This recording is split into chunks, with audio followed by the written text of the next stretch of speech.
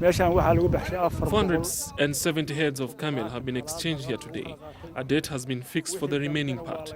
This is the path to peace and reunion, reconciling the once divided communities. This is a historic day for everyone and for our communities. Today we cherish peacetime and brotherhood. We have found the key to peace and came closer to one another. We have always been and we will continue to be neighbors. It is very important that we exchange camels and reconcile today. In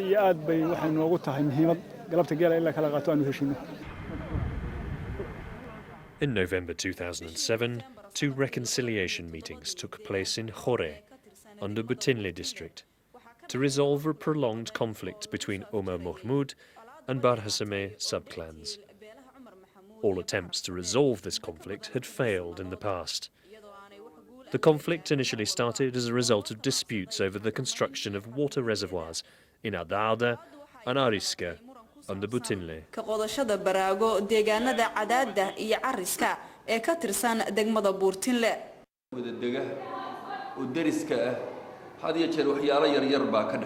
Neighbors often have disputes such as killings, deaths, or the looting of camels.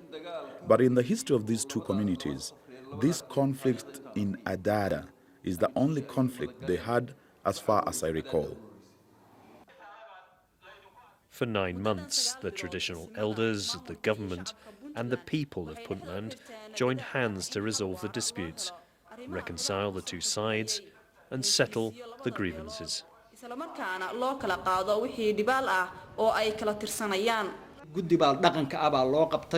An autonomous committee was formed and started work in Garowe. This committee was responsible for monitoring the process, organizing meetings, and resolving obstacles. The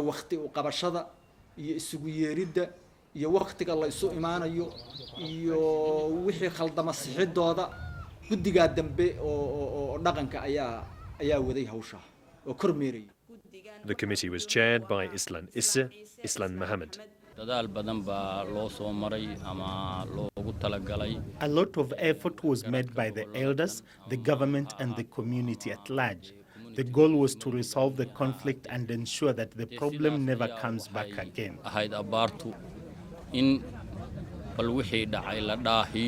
We hope that this is the end of the conflict that started in Agare.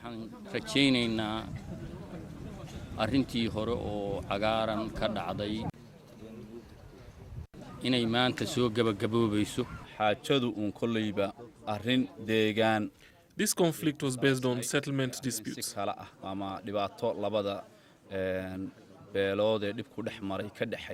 had no clan nature.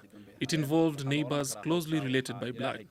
Besides God, it was the neighboring communities who intervened in the conflict to prevent it from expanding. The issues under dispute were water reservoirs and grazing land. Each side wanted to construct water reservoirs in the settlement.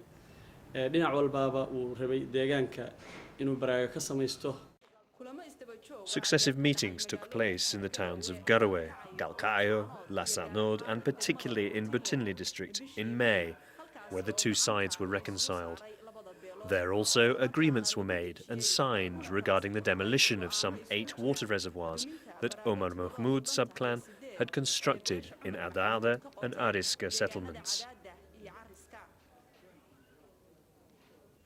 In Ariska and Adada, life depends on livestock rearing, and the nomadic communities are in constant search of water and pasture. Because of the conflict, free movement of those animals and people was restricted.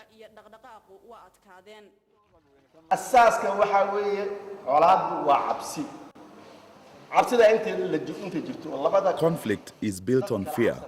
As long as the two communities fear each other in searching for pasture, sharing water, or taking weapons with ammunition, when moving from one place to the other, there is no peace. We hope that this all comes to an end, that compensation be exchanged, and that the two sides come to an agreement, sign the peace treaty, and be reconciled. When a conflict breaks out, people flee apart. because of the problem that came up. The communities in conflict are people who know one another. Somehow or the other, disputes and rejections follow. The two communities also move away from each other. After a long period of separation, no smiles appear on the faces of those coming to participate in the peace dialogue.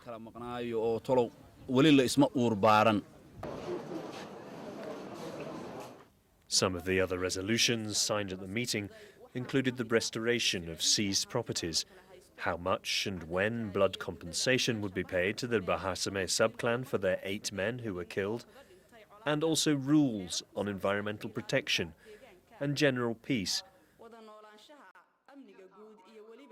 as well as penalties for the breaches of agreed terms.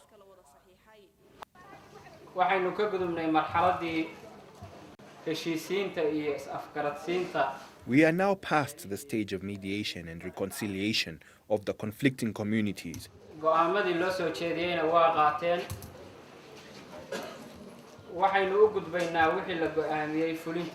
Both sides have accepted the judgment made.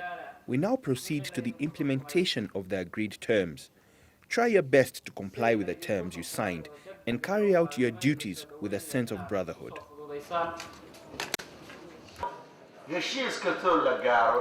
Almost every agreement has flaws which may eventually complicate its fulfillment. For instance, I see no problem with the rest of the agreement, but I wish to recommend to the mediation committee that they specify a date for the payment of blood compensation.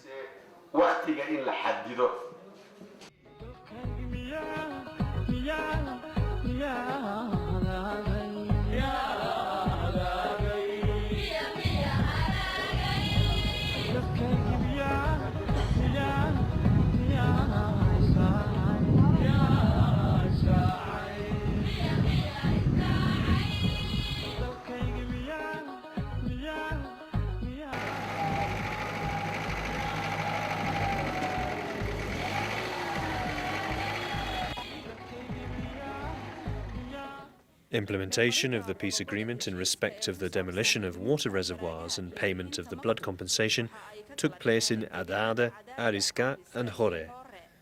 There, the elders, government authorities and members of the civil society organizations participated at different levels.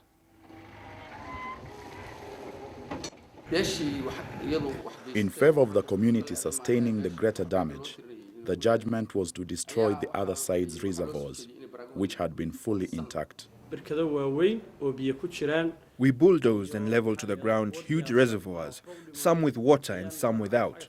That was the biggest challenge, because to the owner it meant losing his wealth from in front of his eyes, whereas for his opponent, this was the only solution to the problem.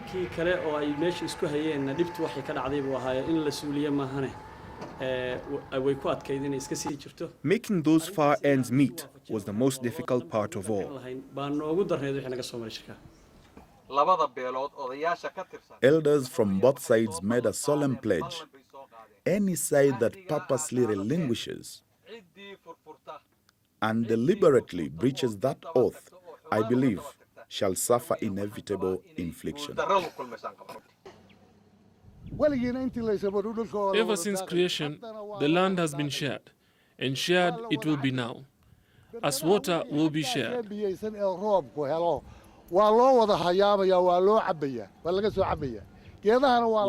will be sought from reservoirs on that side, and pasture will be for all. God did not guarantee water and pasture for one side only. I accept the decisions made by the elders, the committee and the Puntland government. I surrender my reservoir as the first to be demolished in return for peace.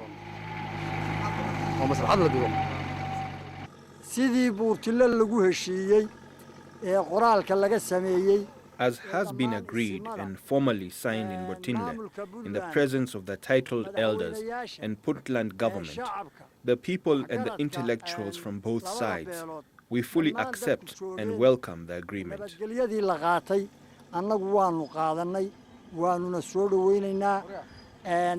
midigta iyo bidixdana waan isugu geynayna. This meeting was unique in that people were willing to give up their water reservoirs and their part of the settlement in return for peace. It is a level of concession I have never before witnessed in Puntland.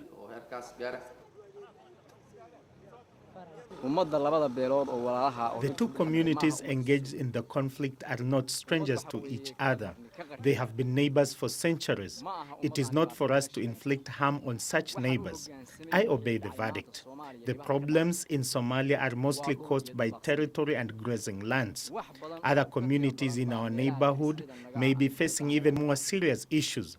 We mourn for those we lost in the conflict and express our condolence to our brothers.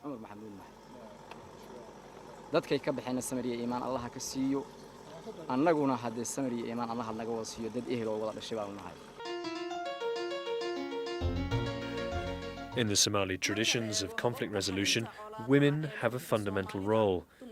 The custom is that one girl goes with the camels given as blood compensation for each man killed.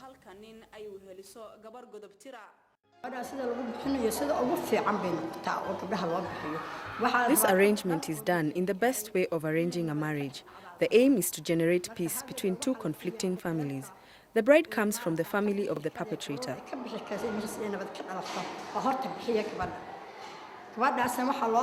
The bridegroom is expected to be a man capable of making peace.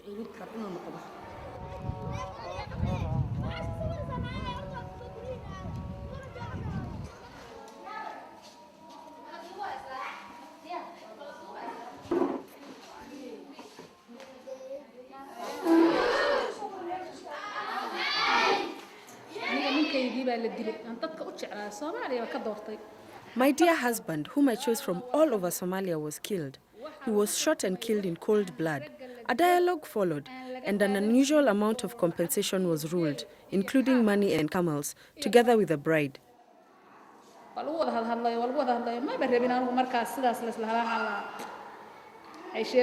To me, no amount of compensation was enough to replace my husband.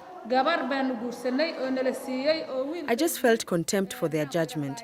My son was given the hand of a girl, and we were given the blood compensation. We then paid the dowry. In no time at all, she gave birth to 4 sons and 1 daughter. According to tradition, marrying a girl to the brother of the victim removes grudges between the two families.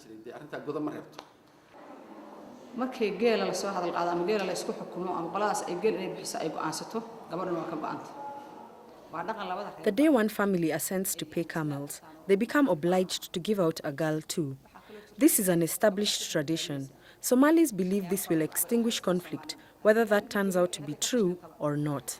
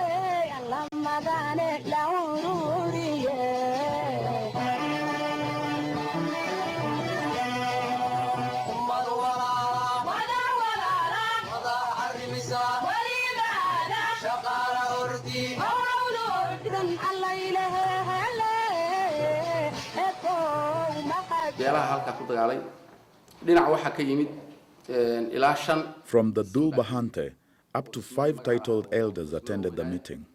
From the other side, there were 7 titled elders who have been leaders during our period of statelessness.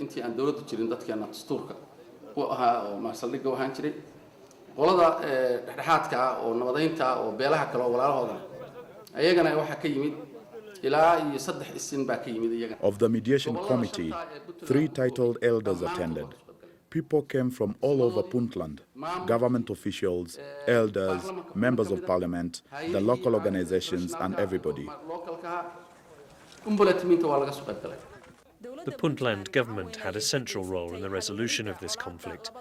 Its contribution stands out as a model of how much it can do to help resolve conflicts among the communities in the region.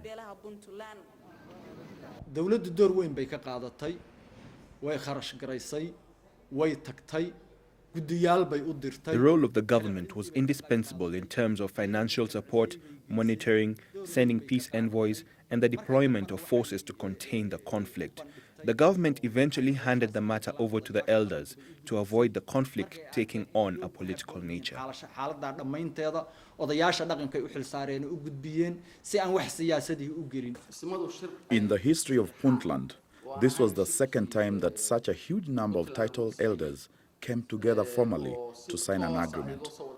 The first was in 1998 at the establishment of Puntland State.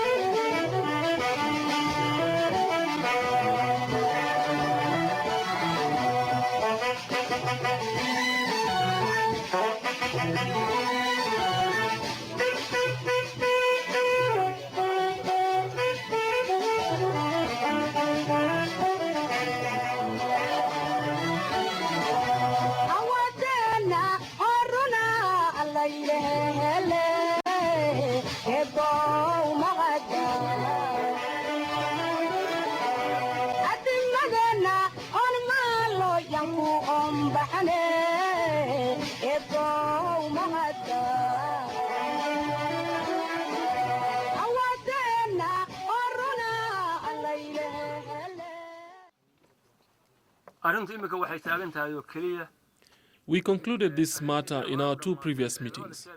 Today we are here to ask Omar Mahmoud, elders, to pay the blood compensation camels. We have here today 470 heads of camels as the initial investment. It's obvious to us that you're not prepared to pay us a blood compensation. With all due respect, we continue to respect the shared obligation of upholding security.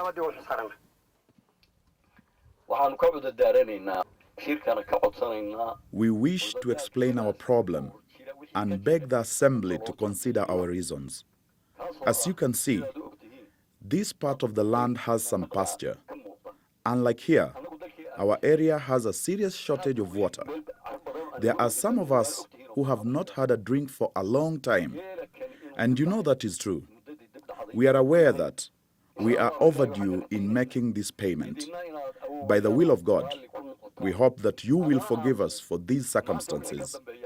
We give you our word that from now on, there will be no delay from our side, and that we shall pay each compensation in time and with a sense of brotherhood. You've gathered us here to mediate us and resolve our disputes, to judge with fairness and convict the wrong side. That Omar Mahmoud is today unable to pay such a small amount of compensation, no one will accept as true. No Hati in this gathering will believe, none of the kings here will believe, and we shall not believe. You should pay us the compensation for the men you killed in full amount. That is what we want, and nothing less. You, members of the mediation committee, were part of this judgment. That is the only way to peace, not by making excuses for having droughts or something like that. We, on our part, have the same circumstances. When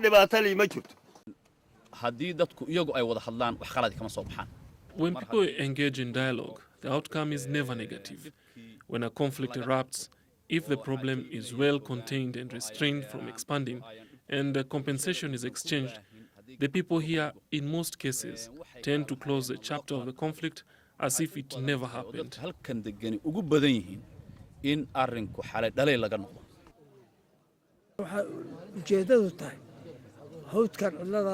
The reason for us to meet in this remote wilderness is to heal people's hearts of the conflict and disagreement by employing the crowned traditional elders and the intellectuals. No stone will be left unturned. people's hearts will be cleaned of resentment and filled with peace and harmony. As we have heard, the time fixed for this compensation is long overdue. Only a part of the total camels ruled to be exchanged is here today. As the mediation committee, we have been obliged to make a decision.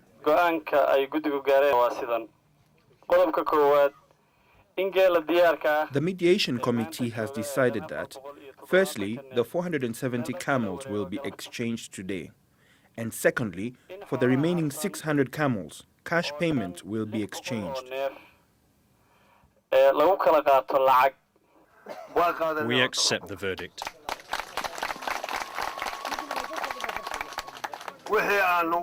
Also, regarding the decision on payment of the remaining compensation, we accept for the sake of the Crowned Elders Council. We accept the decision as the majority sees it fair. The men killed in the conflict and those alive now are all brothers. They came along a conflict, but it will not disconnect us from our brotherly relationship. The decision by the mediation committee, we fully accept.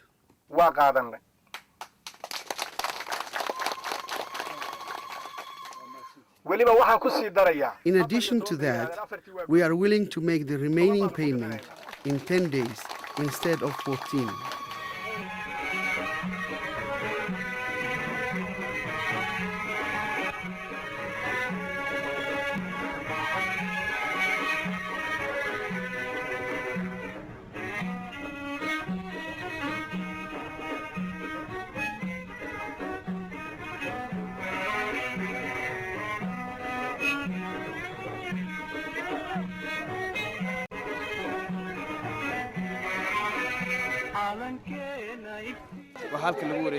Compensation of 470 camels has been made here today. It is a custom that usually takes place under trees. It is an established tradition in which elders resolve disputes among communities by ruling on the payment of blood, camels, and brides. It is a long-standing tradition. I call upon every community to do the same. I say, give and take blood compensation with courage and honor. Issues settled in this way never come up again.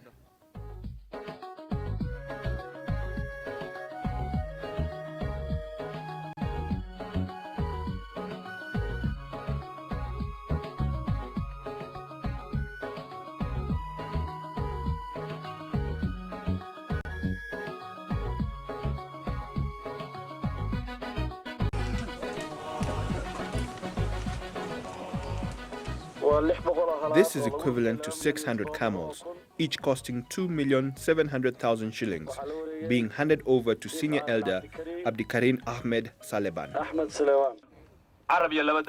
Despite being closest, still a tongue and a teeth may clash.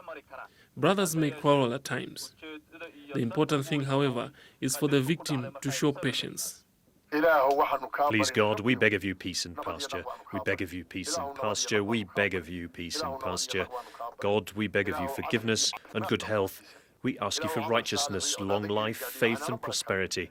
May we live and die as good men with true faith. God, we pray to you on earth so that you may grant us our wishes from above.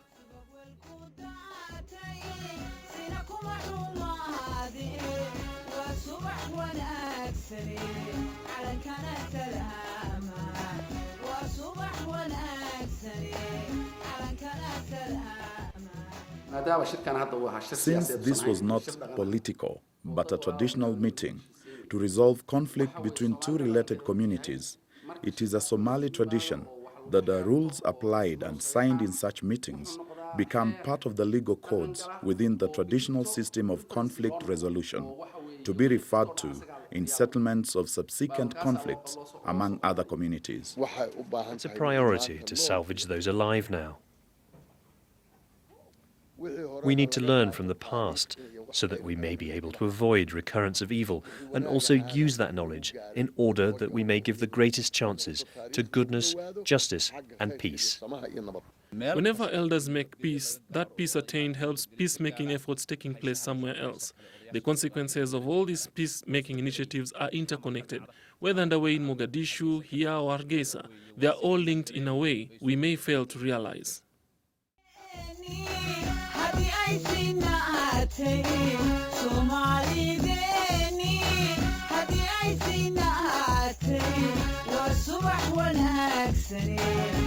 كان أكثر أمان والصبح والأكسنين على كان أكثر أمان